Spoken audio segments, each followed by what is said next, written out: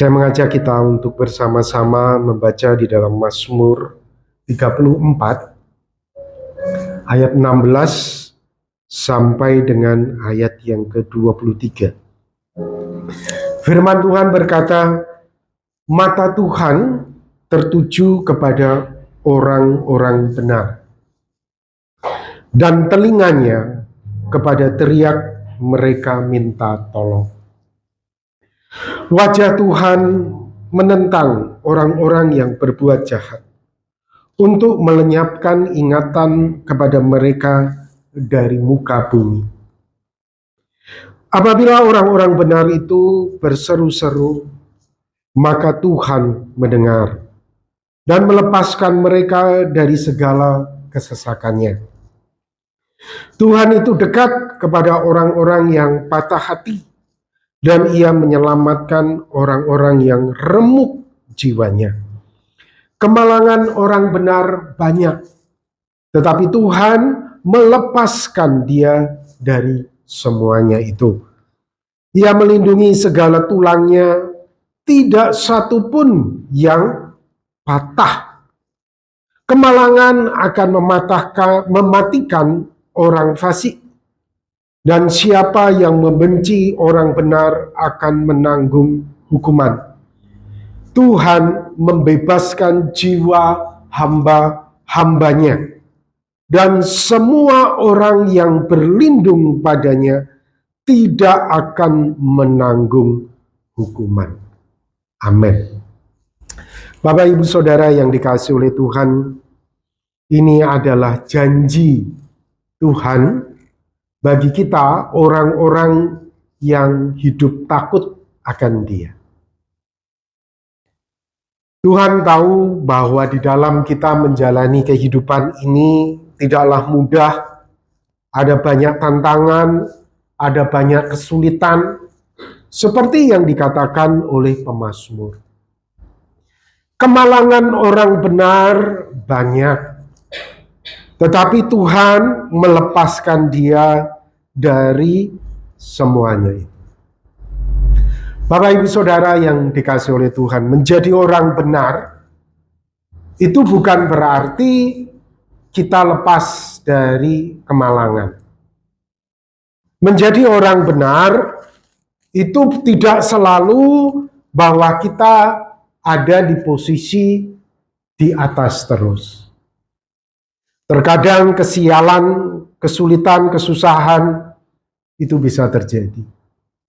Seperti PHK, seperti keluarga yang dimana kita lihat tidak ada keharmonisan begitu.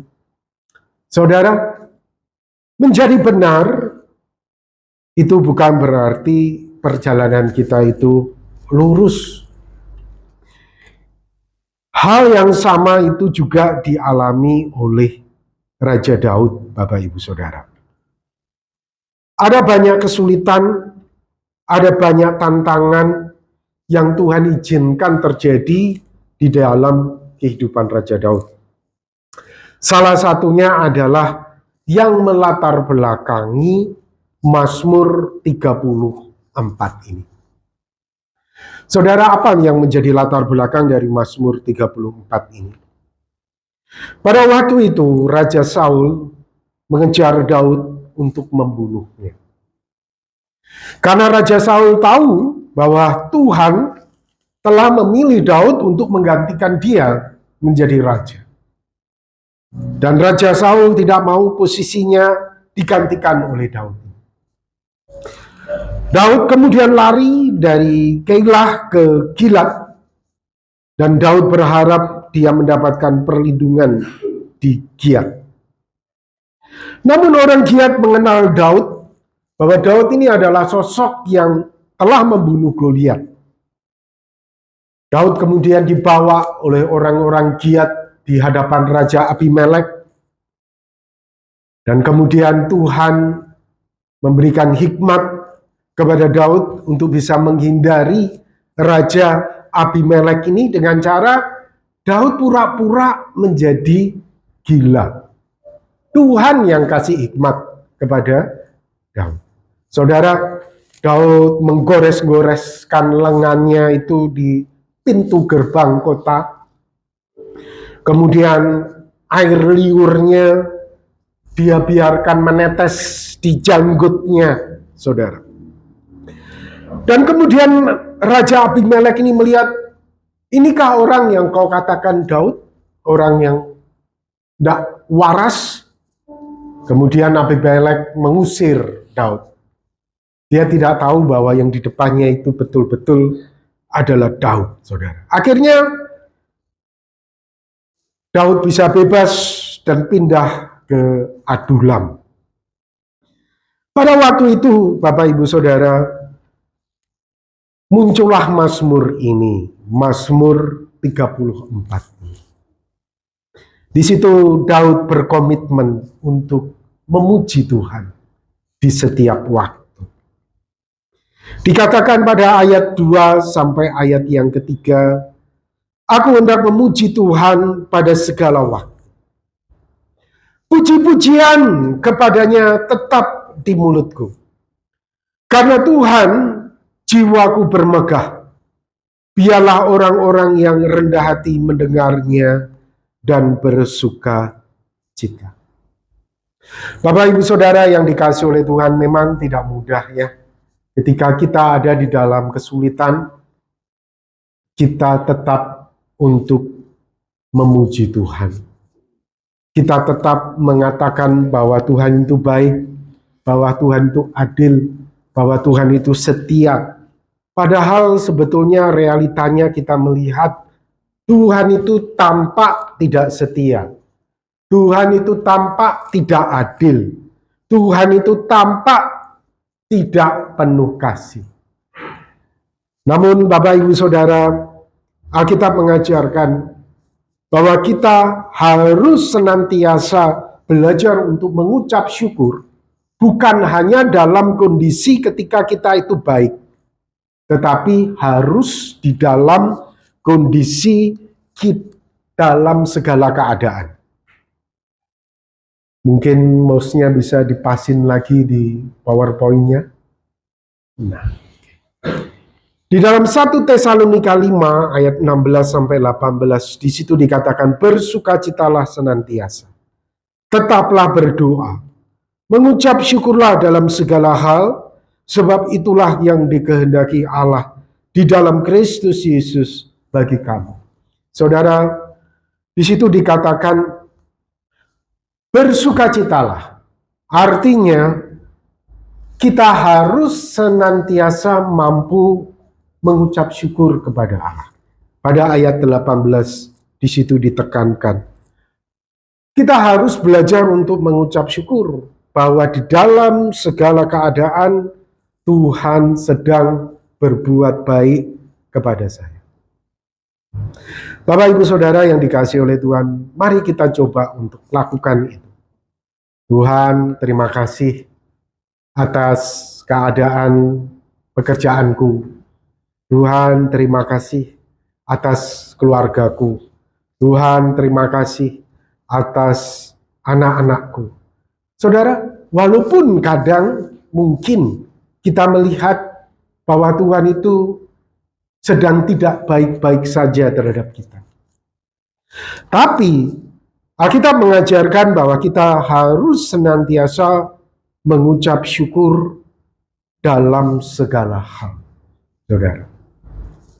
Saudara, penting kita untuk bisa memiliki komitmen seperti ini.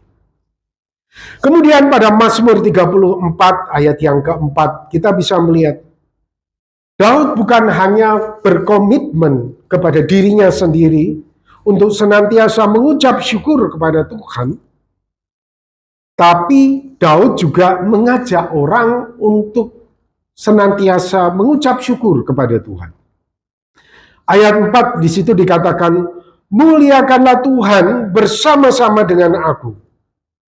Mari kita bersama-sama memasyurkan namanya. Bapak Ibu Saudara yang dikasihi oleh Tuhan, ketika kita berkomitmen untuk setia kepada Tuhan, untuk kita bersyukur kepada Tuhan, Tuhan juga ingin, Bapak Ibu Saudara, komitmen kita itu kita bagikan juga kepada orang lain. Berkat yang kita terima itu juga kita bagikan kepada orang lain untuk kita senantiasa bersyukur memuliakan Tuhan. Dengan cara bagaimana? Dengan cara kita memberitakan Injil. Kita memberitakan kabar baik kepada orang-orang ini tentang Kristus yang telah mati untuk kita. Yang telah bangkit menyatakan bahwa Dia Tuhan untuk menyelamatkan kita. Kita bagikan itu kepada rekan-rekan kita, kepada saudara-saudari kita. Seperti yang dikatakan oleh Paulus di dalam 1 Korintus 9 ayat 16. Karena jika aku memberitakan Injil, aku tidak mempunyai alasan untuk memegahkan diri. Sebab itu adalah keharusan bagiku. Celakalah aku jika aku tidak memberitakan Injil. Bapak Ibu Saudara, berkat yang kita terima, keselamatan yang kita terima di dalam Tuhan Yesus Kristus, itu juga harus kita bagikan kepada saudara-saudara kita. Sebaliknya, jika kita tidak mau membagikan keselamatan itu, karena ada kepentingan-kepentingan di dalamnya. Kepentingan apa itu? Ya, kita, Bapak Ibu Saudara, setiap kita memiliki kepentingan-kepentingan duniawi. Bisa aja tuh keinginan mata, keinginan daging, keangkuhan hidup. Ya, membuat kita tidak mau memberitakan Injil kepada sesama kita. Saudara, Paulus berkata, celaka seperti itu. Itu celaka. Memang saya sendiri memiliki pengalaman yang unik ya di dalam memberitakan Injil. Sampai sekarang pun saya masih memiliki beban terhadap tetangga saya. Saya berdoa Tuhan akan kasih kesempatan dan waktu untuk saya bisa menceritakan Injil kepada mereka. Saya punya pengalaman yang unik ya Bapak Ibu Saudara. Pengalaman yang unik memberitakan Injil ketika saya ada di kota Banyuwangi. Waktu itu malam-malam saya baru turun dari bus. Saya berkata, saya dalam hati itu sudah berdoa, Tuhan, nanti tukang becaknya ini yang saya ketemu adalah orang yang memang Engkau ingin saya injili. Saya beritakan Injil, saya bilang, tentang Engkau. Nah, Bapak Ibu Saudara, saya sudah berdoa, kemudian saya langsung aja, Pak, saya mau ke sana gitu. Segini ya, gitu. Saya sudah dikasih tahu teman gitu, bahwa biasanya ongkosnya dari sini, dari terminal sampai ke tempat dia itu segini ongkosnya. Bapak itu tidak menolak, Bapak Ibu Saudara. Dia langsung, ya begitu. Akhirnya saya naik, nah kita mulai ngobrol. Nah ada yang uniknya dari mana? Uniknya saya mulai ngobrol, Pak anak berapa? Oh anaknya itu dia sebut begini. Oh Bapak tinggal di daerah mana? Oh dia sebut tinggal di daerah sini. Terus dia juga mulai ngobrol-ngobrol singkat cerita ya. Saya bilang, wah hidup ini susah ya, banyak kesulitan, tantangan. Dia mulai cerita, ya Pak, kalau saya ini susah, saya ini pergi ke pantai. Kalau sudah di pantai, saya bisa nginep sampai pagi. Terus saya mulai cerita, Pak ada tempat loh yang lebih tenang, lebih damai dari pantai. Loh, apa itu Pak? Saya bilang, surga. Bapaknya bilang, ya pasti dong surga. Mulai saya tanya, Pak yakin enggak masuk surga? Ya enggak, mudah-mudahan. Dia jawabnya mudah-mudahan. Mulai saya cerita. Kalau saya, Pak, saya yakin. Nah, saya mulai cerita. Kenapa saya yakin? Saya ceritakan panjang lebar, Bapak Ibu Saudara, tentang Tuhan Yesus. Cuma saya perhatikan, Bapak Ibu Saudara, ini kok saya enggak sampai-sampai. Jadi saya cerita terus ya. Kok enggak sampai-sampai ya? Terus saya bilang sama bapak saya, Pak, tujuan saya mau di sini. Langsung bapaknya bilang, oh ya Mas, maaf Mas. Kebablasan Bapak Ibu Saudara. Karena dia begitu sangat menikmati cerita yang saya sampaikan tentang Tuhan Yesus. Nah, itu bisa balik lagi itu sampai berapa menit itu saudara, saya tidak tahu ya. Dia bisa kebablasan, dia sengaja ingin dengar apa yang saya ceritakan tentang Tuhan Yesus. Ya. Kalau di Pangkal Pinang ini yang menarik adalah waktu pembangunan rumah saya. Kan ada tukang-tukang gitu ya. Jadi saya kan suka nemeni tukang juga ya. Nah iseng-iseng kalau udah istirahat gitu ya, saya cerita-cerita, yang ngobrol-ngobrol begitulah.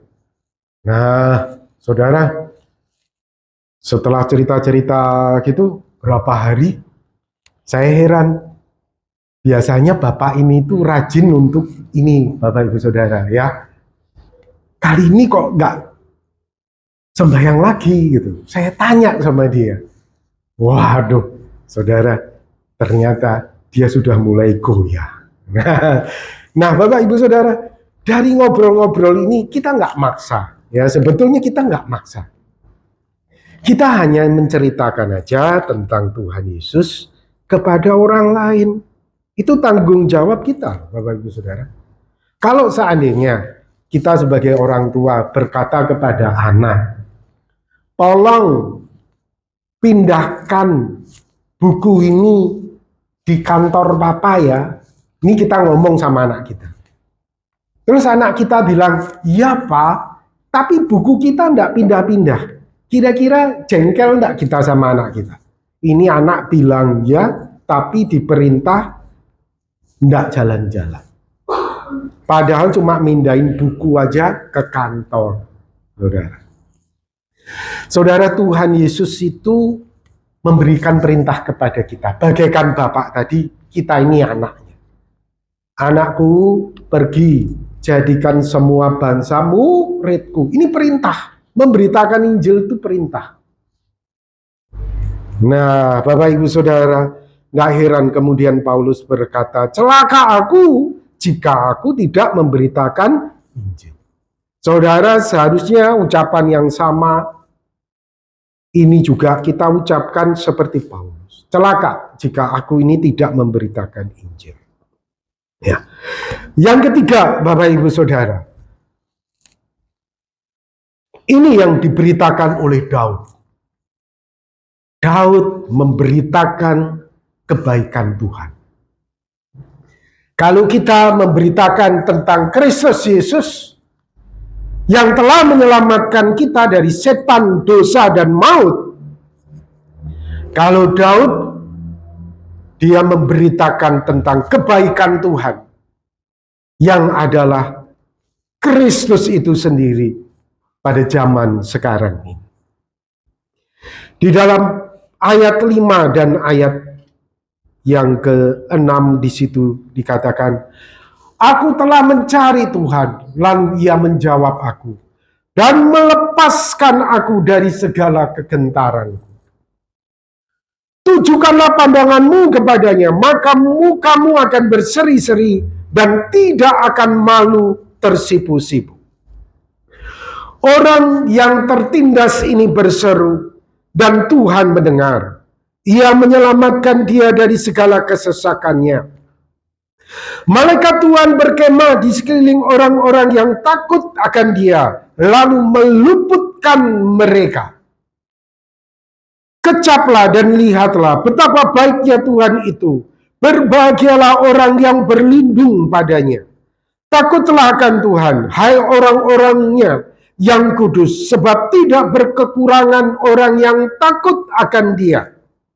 Singa-singa muda merana kelaparan, tetapi orang-orang yang mencari Tuhan tidak kekurangan sesuatu yang baik.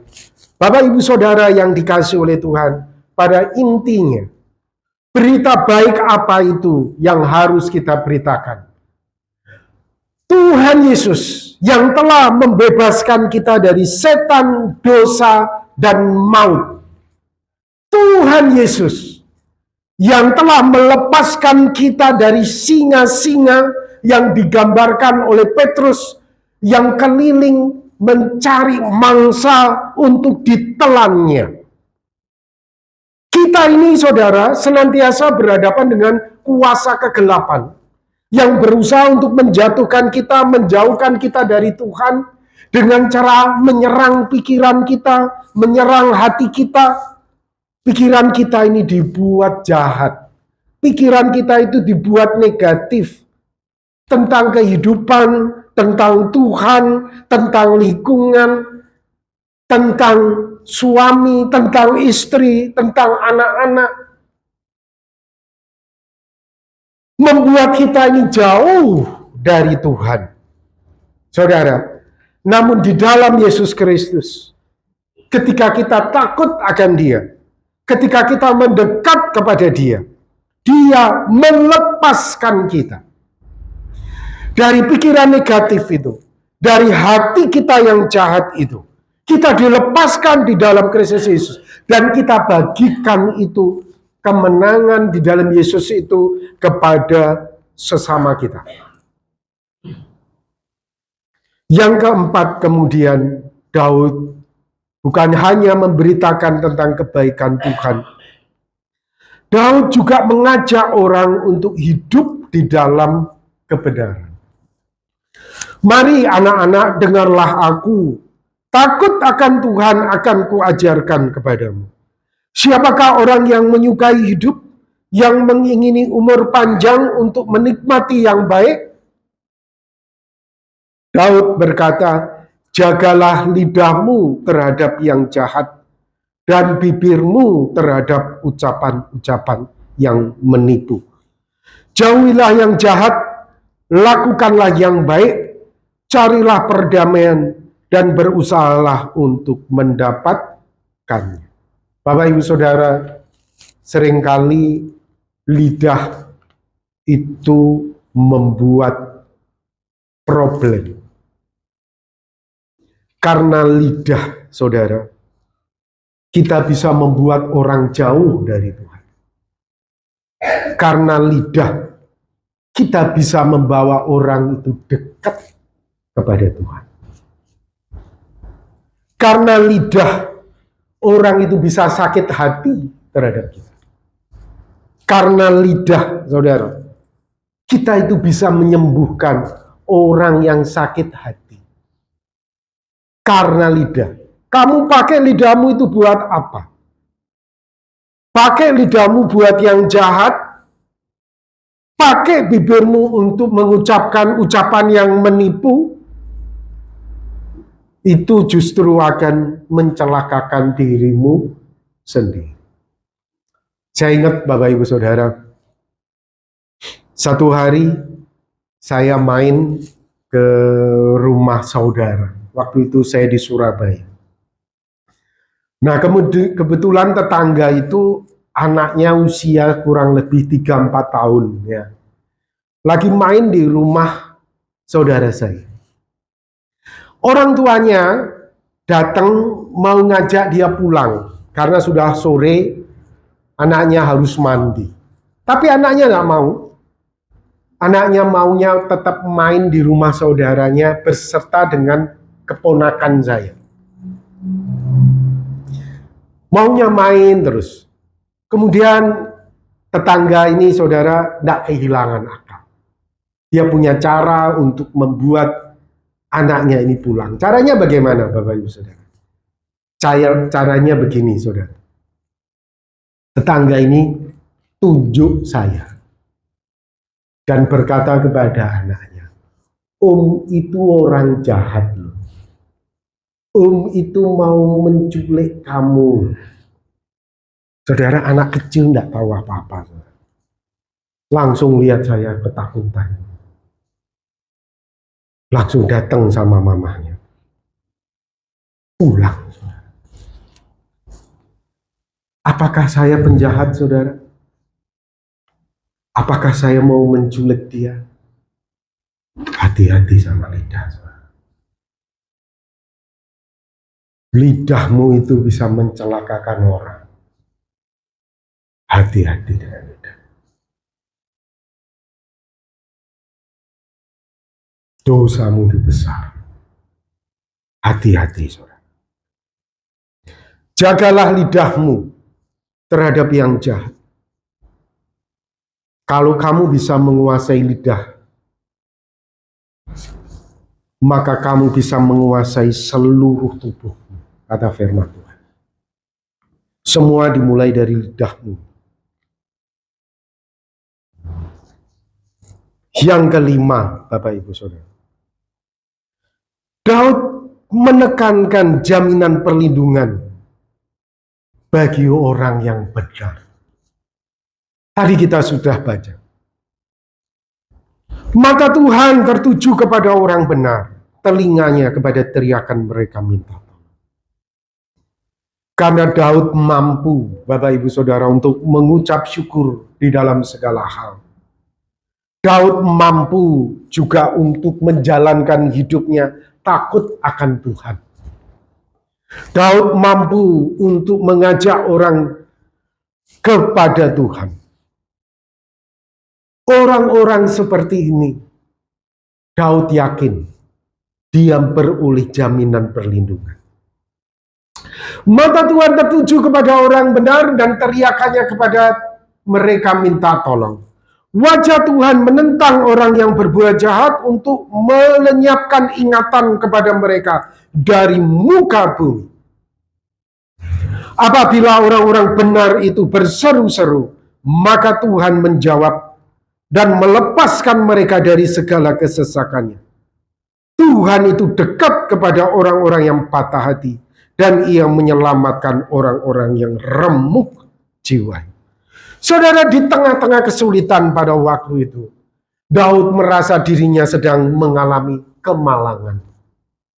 Berhadapan dengan Raja Abimelek ini sebuah kemalangan.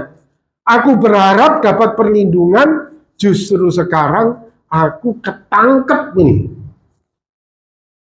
Aku lagi malang ini. Daud, gak heran Daud berkata, kemalangan orang benar banyak. Tetapi dia yakin Tuhan melepaskan dia dari semuanya itu. Tuhan melepaskan dia dari semuanya itu. Kemalangan orang benar tidak membuat dia menjadi jatuh, lemah, menyerah. Tapi dia akan bangkit kembali di dalam Tuhan Yesus Kristus. Dua-dua, kemalangan akan mematikan orang fasik.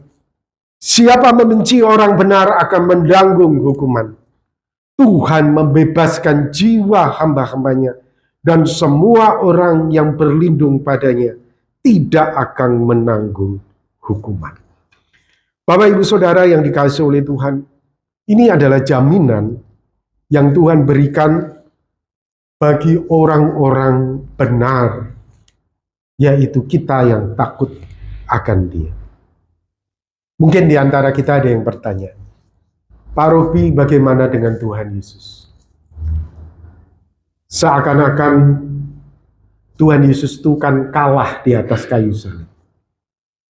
Betul enggak, Bapak Ibu Saudara? Seakan-akan Tuhan Yesus itu dipermalukan di atas kayu salib. Betul enggak? Dia kan orang benar. Berlaku enggak? Berlaku, Bapak Ibu Saudara. Apa buktinya? Buktinya, dia bangkit dari kematian. Dia tidak dipermalukan. Dia mengalahkan setan, dosa, dan maut. Walaupun di mata dunia, dia memang malu. Walaupun memang di mata dunia, dia tidak terhormat pada waktu itu. Tapi setelah itu 3 hari kemudian dia bangkit. Dia mengalahkan setan, dosa, dan maut. Tuhan membebaskan jiwa hamba-hambanya itu dari maut. Semua orang yang berlindung padanya tidak akan menanggung malu. Tuhan melindungi segala tulangnya, tidak satu pun yang patah. Bapak, Ibu, Saudara, Yesus bangkit itu bukan bangkit secara roh saja. Tuhan Yesus bangkit itu juga secara tubuh. Jasmaniahnya itu diubah menjadi tubuh kemuliaan. Tidak ada satupun yang patah. Bangkit, betul-betul bangkit. Tubuhnya itu bangkit. Bapak, Ibu, Saudara yang dikasihi oleh Tuhan, ini adalah jaminan bagi orang yang takut akan Dia. Ini adalah jaminan bagi orang benar yang mengasihi Tuhan. Saudara, kalau kita lihat pengalaman Daud, itu tantangannya juga banyak. Ya. Dia berusaha untuk dibunuh dari Saul. Dia mengalami kesedihan ketika kematian sahabatnya Yonatan. Dia mengalami kepedihan atas pertikaian yang dialami anak-anaknya, di mana Amnon melecehkan adik tirinya Tamar, sehingga kakaknya Tamar, Absalom, marah. Saudara, dan Daud juga sedih. Absalom memberontak kepadanya, berusaha untuk membunuh dia. Ada pengkhianatan dari Ahitofel, orang kepercayaannya mengkhianati dia. Memang Daud bukanlah orang sempurna. Daud juga mengalami kejatuhan, saudara, secara moral. Dia mengambil Batseba, dan dengan seizin dia juga Uria, suami dari Batseba ini, meninggal di medan perang. Saudara, di situ Daud minta ampun kepada Tuhan, dan Tuhan mengampuni dia, walaupun anak yang lahir dari Batseba harus mati pada waktu itu. Daud juga banyak mengalami kesulitan di dalam dan di luar negeri, baik masalah di dalam maupun di luar negeri, saudara. Dan kalau kita baca di dalam Mazmur 38, Daud juga mengalami sakit yang parah. Daud juga menghadapi penghinaan dan pencemaran nama baik. Ya, salah satu di antaranya yang dilakukan oleh Simei. Dia dihina, dicaci maki di hadapan orang banyak, dan Daud tidak melakukan apa-apa. Daud diam saja, Bapak Ibu Saudara. Secara keseluruhan kita melihat bahwa pengalaman hidup Daud itu ternyata juga banyak kemalangannya. Dan saya kira mungkin juga yang dialami Daud itu juga kita alami dalam tingkatan yang berbeda. Namun menariknya Bapak Ibu Saudara, kita bisa belajar dari Daud. Pada masa tua, Raja Daud berkata, "Dahulu aku muda, sekarang telah menjadi tua, tetapi tidak pernah kulihat orang benar ditinggalkan, atau anak cucunya meminta-minta roti. Tiap hari ia menaruh belas kasihan dan memberi pinjaman, dan anak cucunya menjadi berkat." Saudara, biarkanlah ucapan dari Raja Daud ini juga menjadi ucapan dari kita pada masa tua kita. Amin. Mau enggak Bapak Ibu Saudara kita mengucapkan ucapan ini? Dahulu aku muda. Sekarang coba kita baca ya, bersama-sama ya. 2, 3. Dahulu aku muda, sekarang telah menjadi tua, tetapi tidak pernah kulihat orang benar ditinggalkan, atau anak cucunya meminta-minta roti. Tiap hari ia menaruh belas kasihan dan memberi pinjaman, dan anak cucunya menjadi berkat. Kita yang masih muda, ini menjadi ucapan iman kita. Amin. Mari kita akan berdoa bersama-sama.